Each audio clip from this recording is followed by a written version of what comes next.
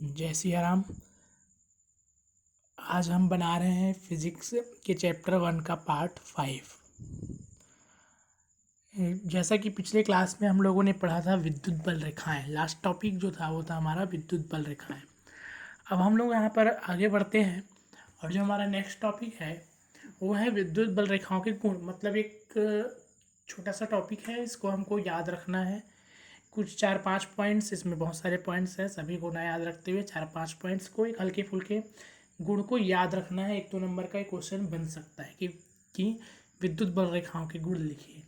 तो इसको आप कॉपी में नोट कर सकते हैं, जितने बड़े रूप में नहीं तो छोटे छोटे रूप में, और एकदम आसानी से याद किया जा सकता है। ऐसे इसके गुण हैं।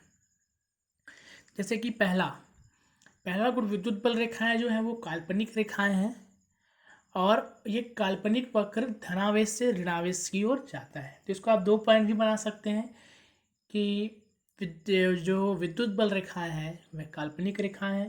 दूसरा पॉइंट ये बन सकता है कि विद्युत बल रेखाएं धनावेश से ऋणावेश की ओर जाता है। ये 2 पॉइंट, 1 पॉइंट से 2 पॉइंट बनाया जा सकता है। नेक्स्ट जो पॉइंट है वो है कि विद्युत बल रेखाएं किसी भी बिंदु पर खींची गई स्पर्श रेखा उसकी तीव्रता को, मतलब कि विद्युत बल रेखाओं के किसी बिंदु पर खींची गई स्पर्श रेखा वहाँ पर विद्युत की तीव्रता, विद्युत क्षेत्र की तीव्रता को या परिणामी तीव्रता को दर्शाता है। विद्युत बल रेखाएं जो है वो एक दूसरे को कभी काटती नहीं है। एक पॉइंट बन सकता है यह वक्री होती है, हमेशा वक्री होती है, कोणी नहीं होती। जब ये मुड़ती है, ये घूमती है, तो जो विद्युत बल रेखाएं हैं वो वक्री होती है, कोणी नहीं होती। विद्युत बल रेखाएं चालक की सतह के लंबवत निकलती है अथवा समाप्त होती है। तो ऐसा करके 4-5 पॉइंट ज़्यादा नहीं है, यही 4-5 पॉइंट्स आप इसको लिख सकते हैं कॉपी में।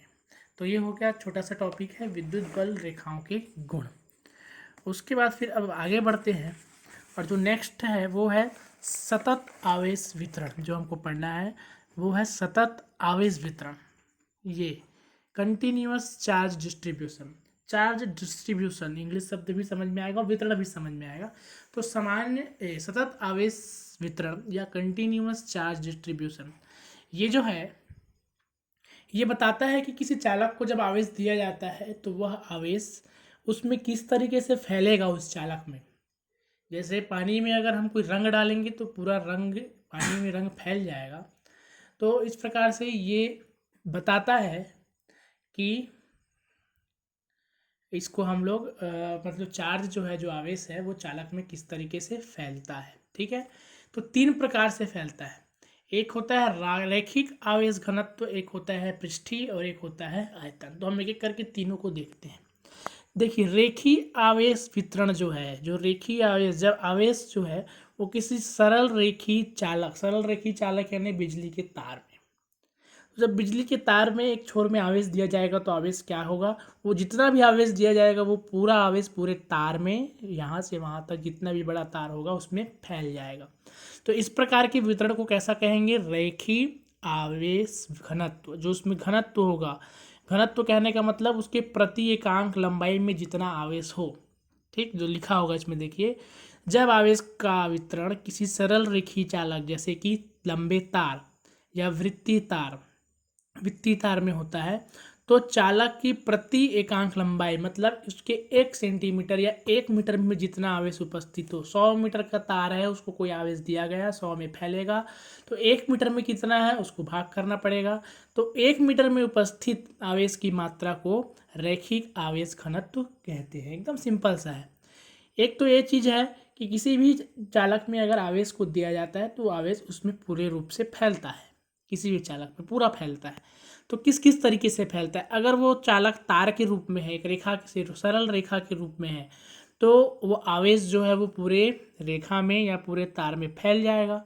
तो उसके एकांक लंबाई में जो घनत्व, जो एकांक लंबाई में जितने आवेश की मात्रा होगी उसको हम कहेंगे रैखिक आवेश घनत्व। इसको लैम्डा से प्रदर्शित किया जाता है, उल्टा वाया जैसा बनता है लैम्डा, इससे प्रदर्शित किया जाता है।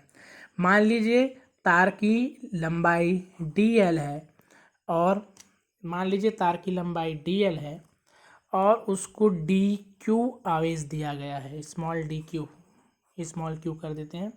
तो डी एल लंबाई के तार में अगर डी क्यू आवेश दिया गया है तो जो आवेश घनत्व होगा, रैखिक आवेश घनत्व, वो होगा lambda is equal to d q by d l, यानी कि उसके कुल आवेश में उसके कुल लंबाई, चालक की कुल लंबाई का भाग दे देंगे तो आ जाएगा रैखिक आवेश घनत्व। मेरे ख्याल से समझ में आ गया होगा, बहुत ही सिंपल है। अब आते हैं पृष्ठीय आवेश घनत्व। जैसे किसी प्रकार का चादर है, चालक का चादर है, टीन का टुकड़ा है, टीन है, तो उसमें जब हम आवेश देंगे तो आवेश क्या होगा, उसकी पूरे सतह में फैल जाएगा, उसके पृष्ठ में फैल जाएगा। किसी चादर में अगर किसी चौकोर चालक में अगर ऐसा देंगे चालक, तो उसकी पूरे सतह में, पूरे पृष्ठ में फैल जाएगा। इस प्रकार के हम लोग आवेश घनत्व को क्या कहेंगे, पृष्ठीय आवेश घनत्व। तो इसको कैसे निकालते हैं, जब आवेश वितरण किसी चालक के पृष्ठ पर होता है, उसकी सतह पर होता है, तो चालक के प्रतीक एकांक क्षेत्रफल, उसमें लंबाई था, इसमें क्या है, क्षेत्रफल है। तो चालक के प्रति एकांक क्षेत्रफल में उपस्थित आवेश को पृष्ठीय आवेश घनत्व कहते हैं। इसे सिग्मा से दर्शाया जाता है। ठीक है, किससे दर्शाया जाता है, सिग्मा से। ये है क्षेत्रीय पृष्ठीय आवेश घनत्व, तो सिग्मा से दर्शाया जाता है। मान लीजिए क्षेत्रफल ds क्षेत्रफल का पृष्ठ है और इस पर dq आवेश दिया गया है, तो जो सिग्मा होगा वो क्या होगा, dq बाई ds। जैसे उसमें dq बाई dl था, वैसे इसमें है dq बाई ds। ds क्या है, क्षेत्रफल है। तो अगर ds क्षेत्रफल को dq आवेश दिया जाए तो आवेश, पृष्ठीय आवेश घनत्व क्या होगा, dq बाई ds, कुल आवेश बटा कुल क्षेत्रफल। ये हो गया पृष्ठीय आवेश घनत्व। अब आता है आयतन आवेश घनत्व। आयतन यानी जैसे कि कोई बॉल है, बॉल ऐसा बॉल पूरी तरीके से गेंद है, लोहे का गेंद है, अंदर से खोखला नहीं है, या कोई भी प्रकार का ठोस चीज़ है जिसकी लंबाई चौड़ाई ऊंचाई तीनों चीज़ है, जिसका आयतन निकाला जा सकता है, तो उसमें जब आवेश देंगे तो क्या होगा, पूरा आवेश ऊपर नीचे अंदर बाहर पूरे उसमें गेंद में पूरी तरीके से वितरित हो जाएगा। तो यहाँ पर पूरे उसके आयतन में जब वितरित हो जाएगा तो यहाँ पर जो घनत्व निकालेंगे वो होगा आयतन आवेश घनत्व। तो जब आवेश का वितरण किसी चालक के संपूर्ण आयतन में होता है, आवेश का वितरण किसी चालक के संपूर्ण आयतन में होता है, तो चालक के प्रति एकांक आयतन में उपस्थित आवेश की मात्रा को आयतन आवेश घनत्व कहते हैं। इसे रो से दर्शाते हैं, तो रो। ठीक है, तो ये रो हुआ। तो अगर किसी dv आयतन वाले, मान लीजिए किसी dv आयतन वाले किसी चालक में dq आवेश दिया गया, तो रो इज इक्वल टू हो जाएगा dq बाई dv। ये है आयतन आवेश घनत्व। तो सतत आवेश वितरण में इसमें और छोटे छोटे डेरिवेशन आगे दिया है, लेकिन उतना पढ़ने की आवश्यकता नहीं है। आपको पता होना चाहिए कि वितरण किस किस प्रकार से होता है। 3 प्रकार से वितरण होता है, रैखिक आवेश घनत्व, रैखिक वितरण, पृष्ठीय वितरण और आयतन वितरण।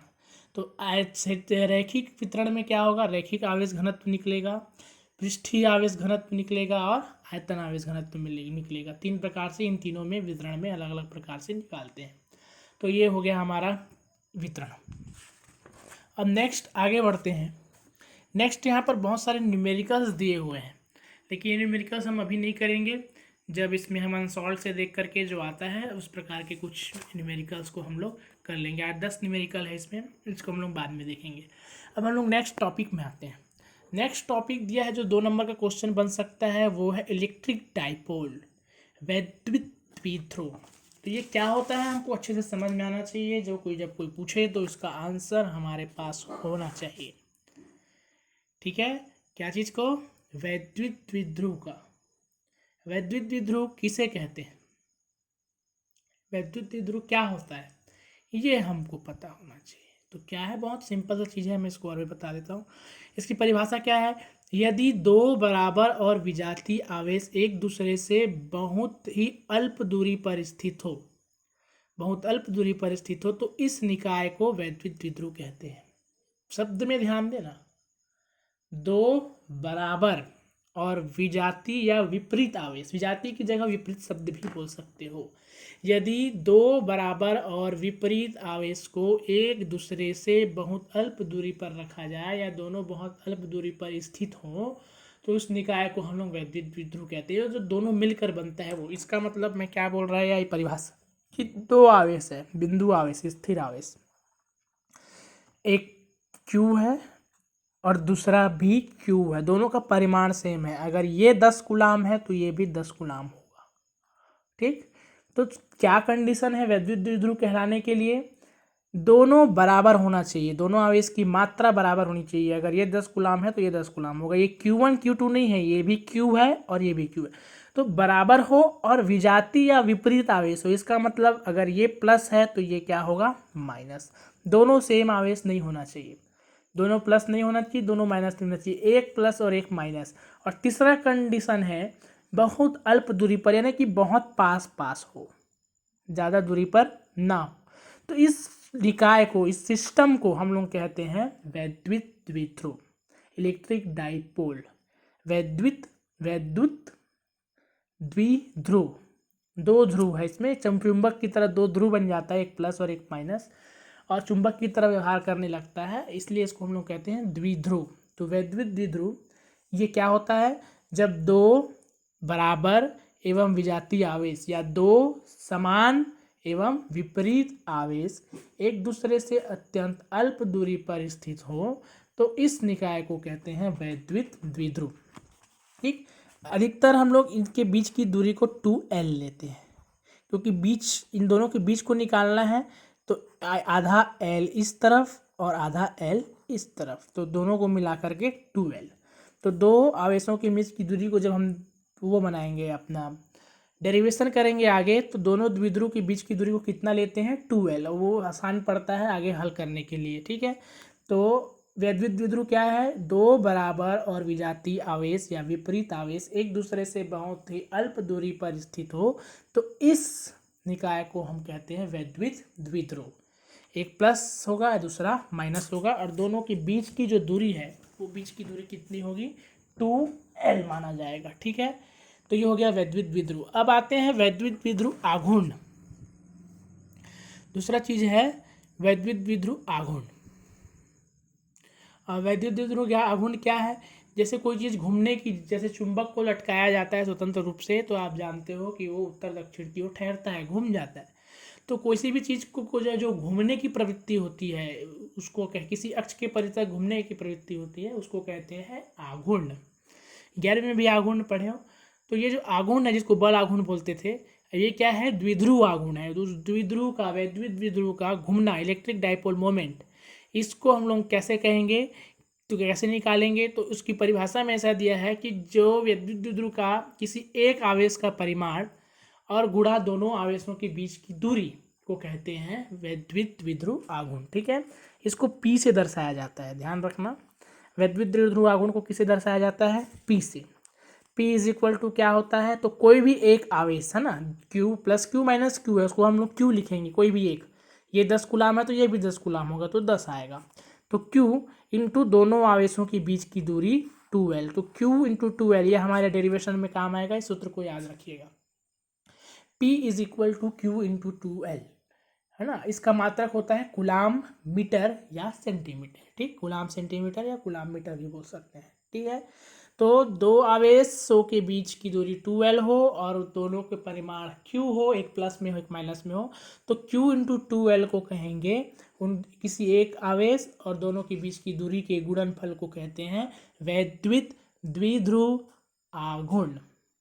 ठीक है, तो वैद्युत द्विध्रुव और वैद्युत द्विध्रुव आघूर्ण, ये जो हो गया हमारा दो चीज।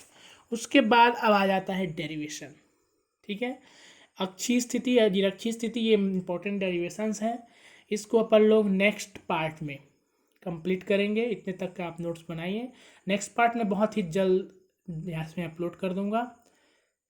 ठीक है, नोट्स बनाते रहिए, मेहनत करते रहिए, और अच्छे से जो भी कुछ समझ में ना आए तो आप उसको कमेंट करके शेयर में, ग्रुप में आपसे अपने डाउट को शेयर करके उसको बेझिझक पूछ लीजिए। ठीक है, जय सिया राम।